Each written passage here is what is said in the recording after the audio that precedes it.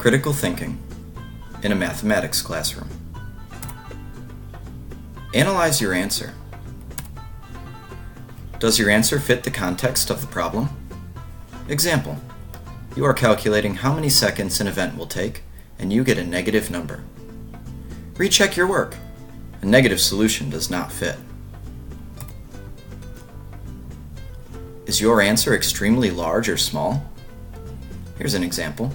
You are calculating interest on a bank account that started with a few $1,000s, but ended up with millions. Does this work, or would this be realistic? Did you get no solution, or infinitely many solutions? Make sure this is a possibility for the specific problem type. If not, recheck your work. Determine the correct unit of measure. When working on trigonometry, decide whether radians or degrees will be appropriate. For volume and area, make sure all measurements are the same unit of measure before plugging them into a formula.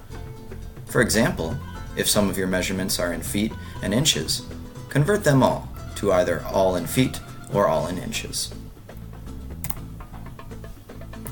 Reasoning mathematically.